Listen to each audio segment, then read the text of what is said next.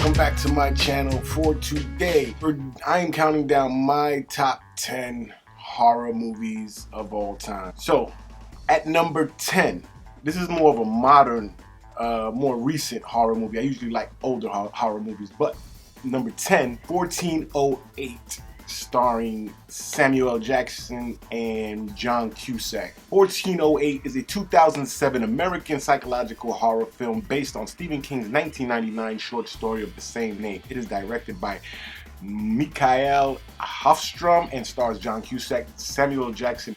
The film was released in the United States in 2007, although July 13th, which in 2007 fell on a Friday, is mentioned as the actual release date, but it wasn't. Anyway, the movie was dope to me. That whole hotel room, it was so eerie, like he didn't know what was real, what wasn't. The fact that nobody wanted to go into the hotel room, it was just so creepy, man, especially for 2007, having gone through the whole 2000s with that Scream, Scary Movie, whatever era. And it was so much trash out at the time.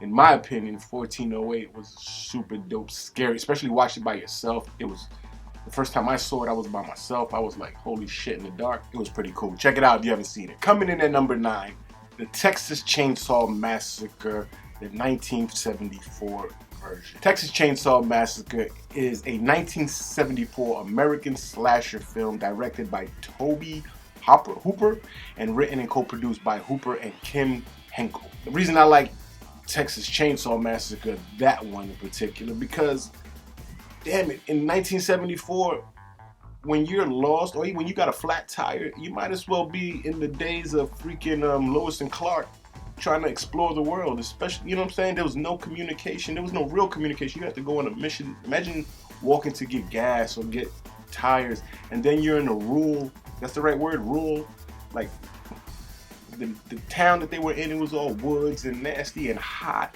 And then the brother with the wheelchair. I'm not gonna get into the whole movie. If you've seen it, you've seen it. If you haven't seen it, go check out Texas Chainsaw Massacre 1974 version. The fact that that family was, it was just like a meat house, a house full of dead spirits and dead, just hate. And not even hate, it's not even a hate. It wasn't a scary movie in the sense of hate. It was a scary movie in the sense that there's people out there literally who live that Texas Chainsaw life, massacre life to an extent. You know what I'm saying? There's some creepy ass people out there that if you get caught, they'll keep you in their basement for 10 years. That's what makes that movie so scary, is that shit could really happen to you. It's not like Event Horizon or some shit. You gotta be in the future and in space. This shit could really happen to you in 1974 if you take a wrong turn, get a flat tire. Texas Chainsaw Massacre 1974 version at number 9. Coming in at number 8, we have Psycho, the 1960s Alfred Hitchcock classic. Psycho is a 1960 American psychological horror film directed and produced by Alfred Hitchcock and written by Joseph Stefano. It stars Anthony Perkins, Janet Leigh, John Gavin, Vera Miles, and Martin Balsam. And it was based on a 1959 novel by the same name by Robert Bloch. Did you know that? I didn't know that. All I know is that I've seen Psycho 4,000,000 gazillion times. The ambiance, the camera angles.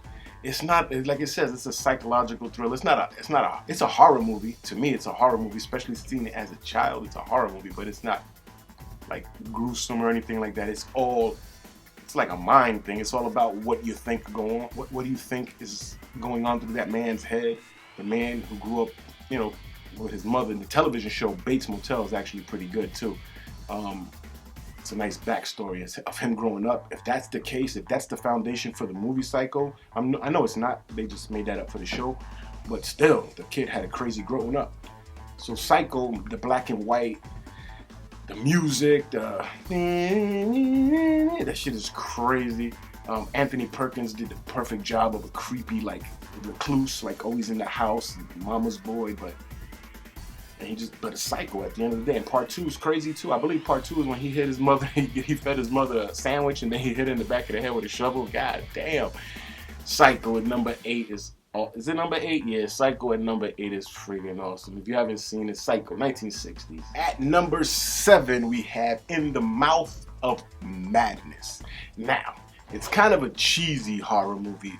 I mean, the effects were kind of horrible, like the monster at the end or whatever was super cheesy. Even I think it's Sam Neill. Yeah, Sam Neill. Even his acting was like he was overacting. Like it was kind of campy, I guess. In my opinion, I don't know if they did that intentional, but it was also creepy. In the Mouth of Madness is a 1994 American horror film directed and scored by John Carpenter. John Carpenter, shout you out, that's the man. And written by Michael DeLuca. It stars Sam Neill, Julie Carmen, Jurgen Prochnow, David Warner, and Charlton Heston. Informally, the film is the third installment of Carpenter's Apocalypse trilogy, preceded by The Thing and Prince of Darkness. I did not know that, but that's interesting. So yeah, In the Mouth of Madness, remember, he's like stuck in a town. It's about reading the book, and anybody who reads the book, I believe, they all just go crazy. So he has to go to a town to figure. I don't know the exact plot. I remember it by. I've seen it so many damn times. It's hard to explain, is what I'm trying to say. Anyway, he goes to a town to figure something out, and there's a creepy old lady that works at the hotel who has her husband. I don't want to spoil it. Spoiler alert, it's 1994. You should have seen it already. If you haven't, I'm not going to spoil it. Anyway, number 7, I got to give it to In the Mouth of Madness. Go check it out. It is awesome. At number 6, we have 28 Days Later. It's a 2002 British post-apocalyptic horror film directed by Danny Boyle, written by Alex Garland, and starring Cillian Murphy. Other people as well. Yeah, the movie is crazy. I love that movie. I went to that movie. I just went to see it unexpected.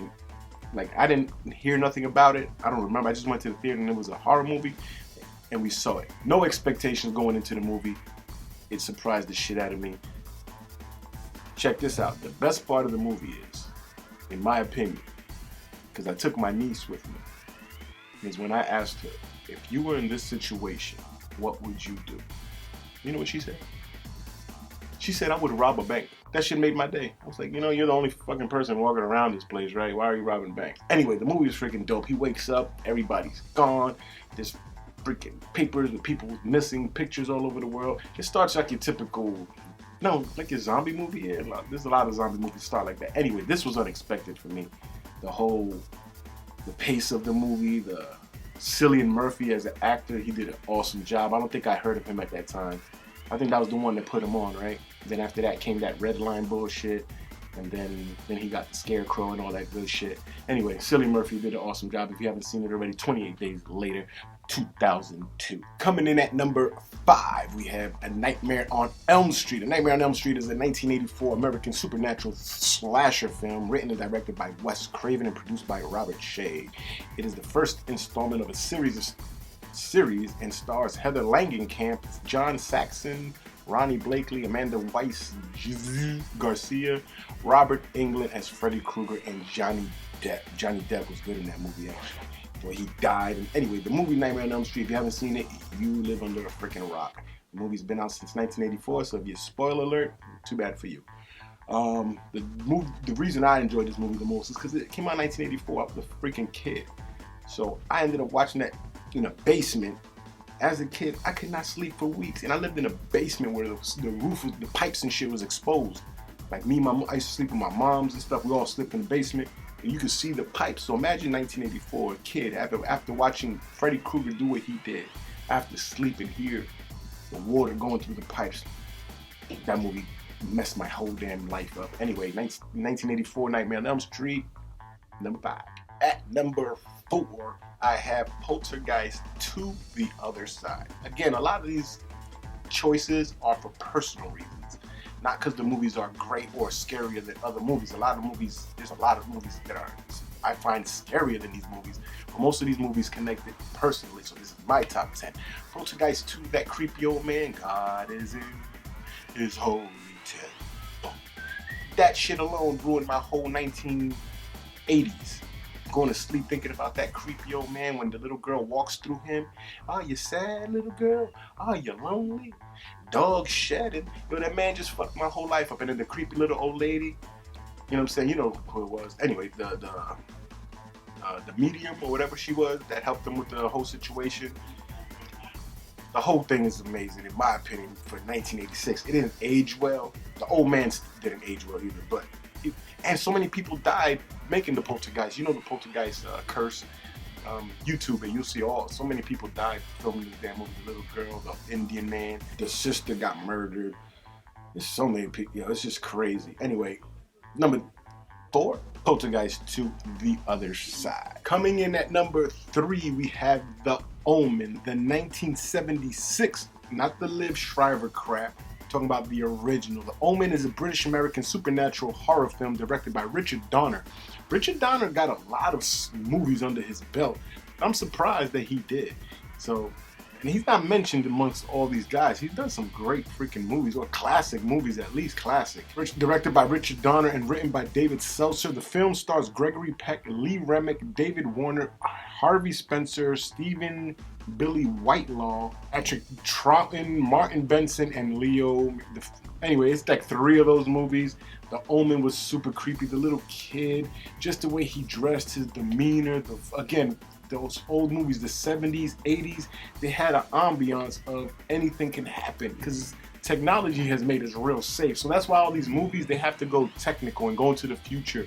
And like the Black Mirror, I guess you go with the times, right? So now you're more worried about hacking and AI, artificial intelligence, and not the creepy old man still exists, but you're not so much worried about the supernatural, because in a world of science, it's hard to get scared of things that can easily be disproven, mostly, maybe, making sense? Anyway, The Omen had that vibe of the little kid and the devil, the 666, the father figuring out, damn, my motherfucking son is a killing demonic entity from the freaking hells below, and he got to try to kill his ass.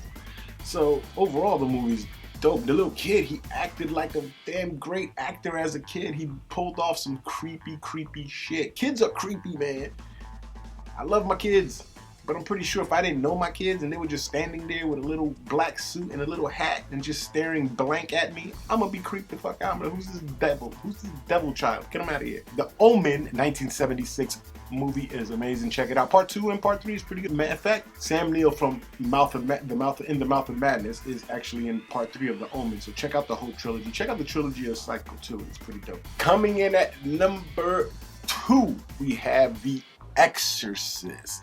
It's a 1973 American supernatural horror film adapted by William Peter Blackley from his 1971 novel of the same name, directed by William Friedkin, starring Ellen Burstyn, Linda Blair, Max von Sydow, and Jason Miller.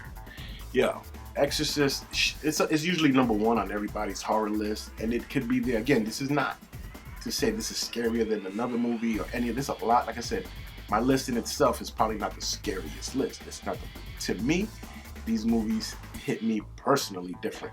The Exorcist, the first time I heard it, the first time I saw the Exorcist movie, I didn't see the Exorcist movie. This is why it's so fucked up for me. The Exorcist movie, I heard it. My sister, my older brother, and my older sister were watching it with some friends in the living room. They didn't allow me and my sister to watch it, so they put us in a room.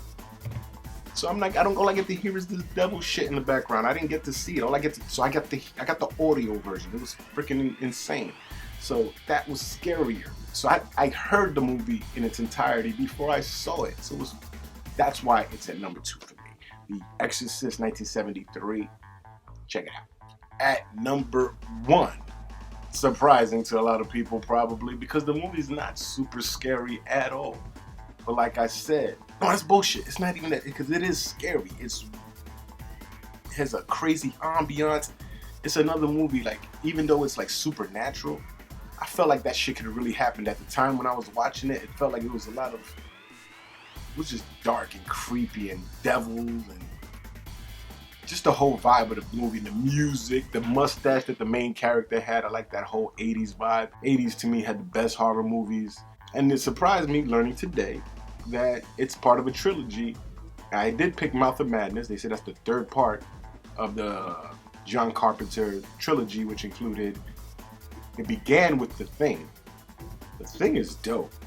Don't get me twisted. I needed to make a top 20 list, but this is not my top personal scariest movies. And at number 1, Prince of Darkness. So if you haven't seen it already, I think it's pretty dope. I mean, to me, it aged well because it keeps that same vibe of 1980s with the whole music, the John Carpenter era. He has his own style. If you know, you know. Anyway, you guys let me know what you think of my top 10 personal scariest list. I can make a top 10 of what I think are the scariest movies of all time. These are my top 10 personal scariest movies because they freak me out. Anyway, thank you for your time. Thank you for your subs, your likes, your shares. If you want me to make another top 10 list, give me a genre or anything I should make. Should I make a top 10 most comfortable pair of socks list? Top 10 ways to clap your hands? I don't know. You let me know. And of course, my honorable mentions. We also can't forget The Evil Dead, the original 1981 version. Rosemary's Baby. If you haven't seen it, go check it out. The original 1968 version. Candyman. Let's not forget about Candyman. Say his name and he'll come looking for you.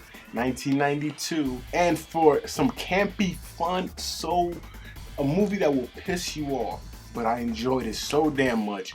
2009, Drag Me to Hell. I watched that movie so many times. Her acting drives me insane because it's so over the top. It's so campy, but it's so nasty. But it's a fun horror movies. The best horror movies are funny. Just so you know that. In my opinion, the best horror movies have something funny about them. Unless you're talking about some Omen shit. Anyway, thank you for your time. We out of here. Peace.